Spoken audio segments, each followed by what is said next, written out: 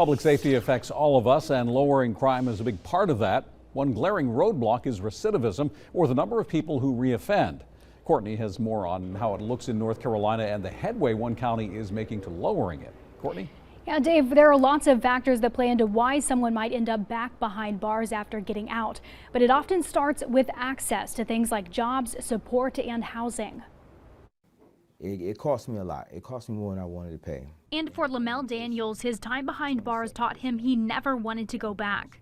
February the 1st, I finished serving 3.5 years. He's now working with the Pitt County Reentry Council to get back on his feet after serving time for a drug offense. Yeah, I'm working on my CDL license right now, commercial driver's license.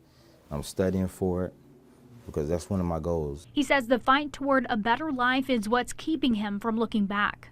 If you apply yourself, anybody can change. I don't care where you're from. But some who complete their sentences struggle to stay out. In fact, prisoner recidivism rates from all 50 states average around 68% for rearrests within the first 3 years of getting out. That number gets even higher when you look at 5 to 9 years post-release. North Carolina's percentage is better than that at 40.7%, still though much higher than some feel it should be. From what I've seen, it's gotten a little bit worse.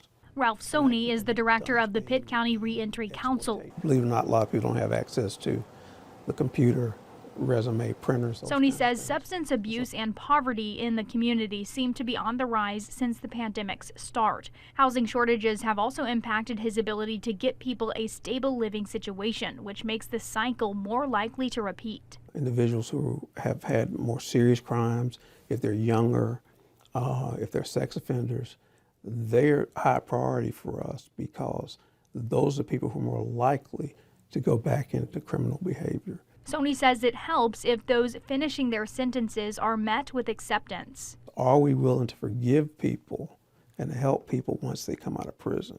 Sheena Rambert is the jail systems navigator at Pitt County Detention Center. You could kind of consider me to be the community liaison. She says the pandemic has actually helped lower their recidivism rate to 12.9% because it shed a light on what problems existed. It gave the opportunity for people to see the need. She says that brought about more resources in the community to offer access to things like housing, jobs, transportation, and education. Resources started to pop up everywhere in the community when the pandemic hit. Like they know about this resource, that resource, and it also educated me and empowered me to learn more about those resources. It truly takes a village in every sense of the phrase, but it's a village that Pitt County is working to build to help people like Daniels get a second chance.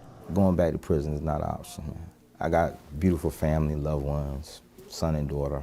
I'm gonna do this for me, and I'm gonna do this for them. It is important to note that recidivism is the whole community's problem, not just for the sake of public safety, but also taxpayer dollars. For example, in 2020, state and local governments spent $86 billion on corrections alone based on data from the Urban Institute. WITN Investigates is committed to covering the stories that matter most to you. If you have something you would like us to look into, email us at WITNinvestigates@WITN.com.